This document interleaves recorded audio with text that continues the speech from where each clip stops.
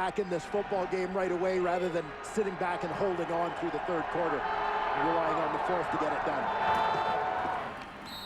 Second short yardage.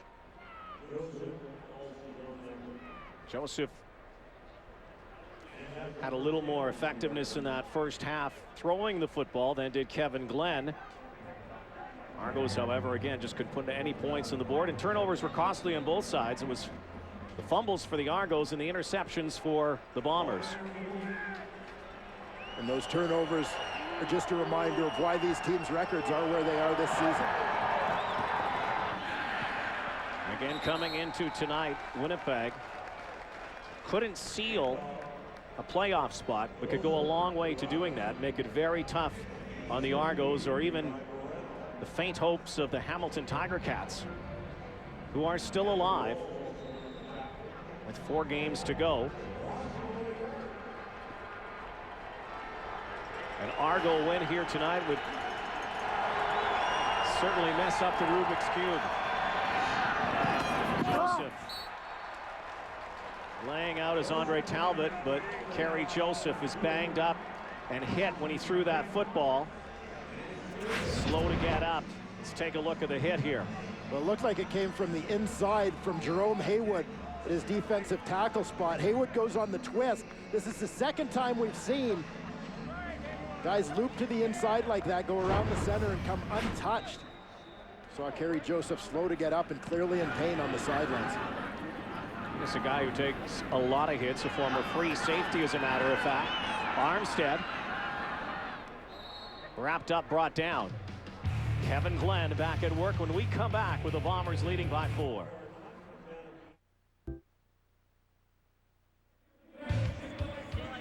The CFL on TSN is brought to you in part by Nissan's Make the Call. Play on cfl.nissan.ca for your chance to win a trip to the Grey Cup. Winnipeg Blue Bombers a year ago made it to the Grey Cup. Long way to go to get back there this year. A win tonight set them in motion. Fred Reed trying to hang on. Mike O'Shea in on the play. Incomplete pass.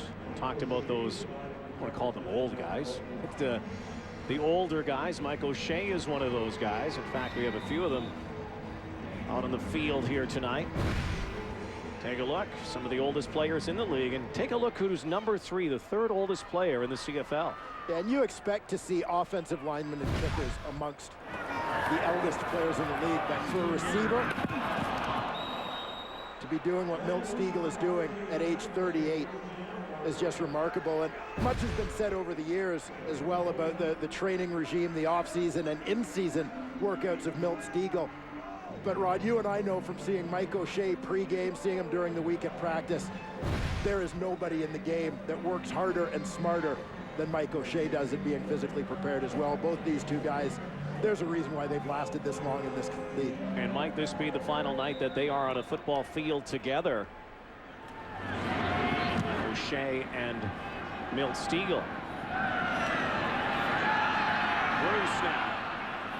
High steps one tackler to the 45-yard line, and good field position here for the Argos.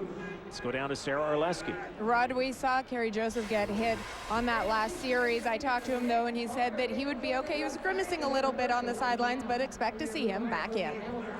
All right, there he is.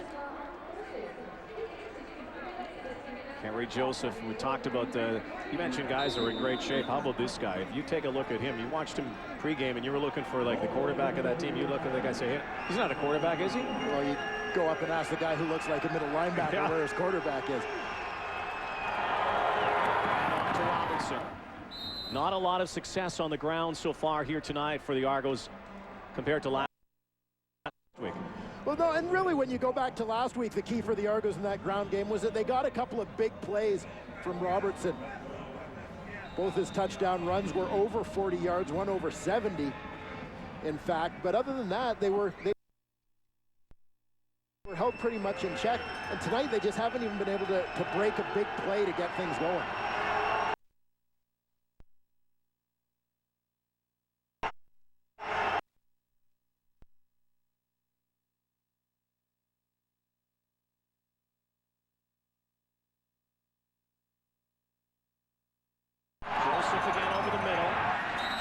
held short of the first down, and again with this breeze, this should be right in Mike Vanderjagt's wheelhouse. Cody Pickett will come out to hold, and Vanderjagt will attempt the field goal. Unfortunately, the protection broke down on that play, because watch the route by Reggie McNeil, an in and up. He got the corner, Robert Dean, to bite hard, but Kerry Joseph didn't have the time to let that route develop. Pressure was closing in on him too quickly. 47 yards again with the wind for Vanderjagt to make this a 1-point game. Hold. Kick is up, and it is good right down the middle. So the Bombers lead Mike Vanderjagt and the Argos 7-6. Right. But if you're a kid, why not? Yeah, and icy. They don't know any better. No, it is a little bit chilly here, but Bombers and Argos trying to warm things up in this third quarter.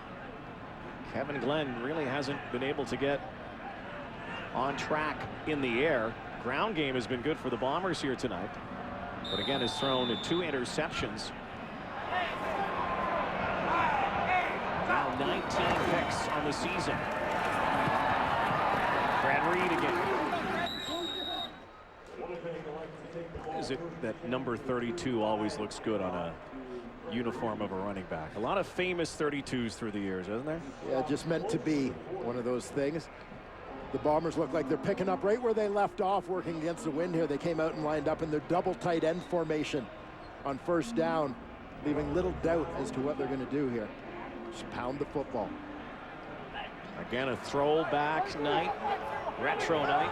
Teams did this a month ago in Toronto when the Bombers demolished the Argonauts. Terrence Edwards falls forward and gets the first down. Nice quick hitting play by the Bombers. Terrence Edwards just with a quick little slant coming underneath. Nice timing throw from Kevin Glenn.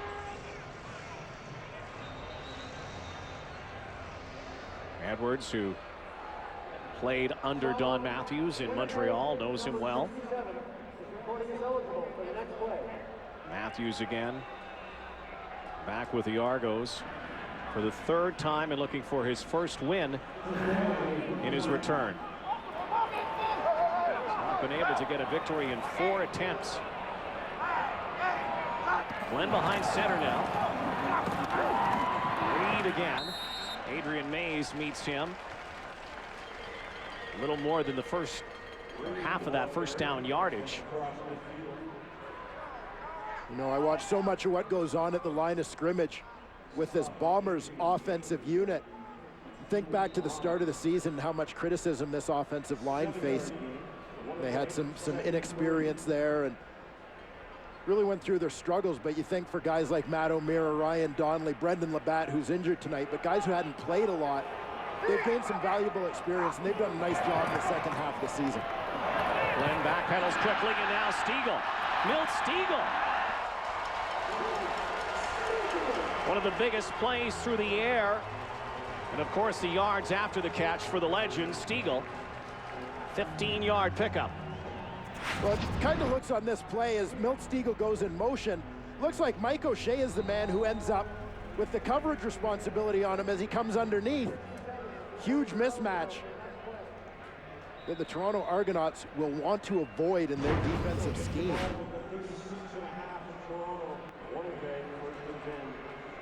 And that's not a knock on Mike O'Shea.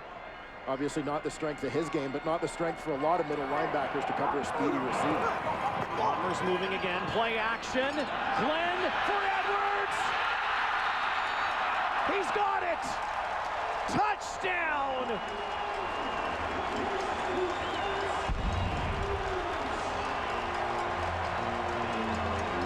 Who cares about the wind? Throw it up there on a fly route. And suddenly that decision by the Toronto Argonauts. Well, now race walking. We've had hockey and race walking now. Well, that's just Milt Stiegel showing his age on the celebration. But that's the effect of the run game. Execution of the play action pass. And you know, even the secondary bit. Look at how much room Terrence Edwards had on that route. Winnipeg has hurt them on the run, particularly against the wind. You saw the effect of that. Great play call. So 2 touchdowns tonight for Terrence Edwards. I like that. Bombers lead 14-6.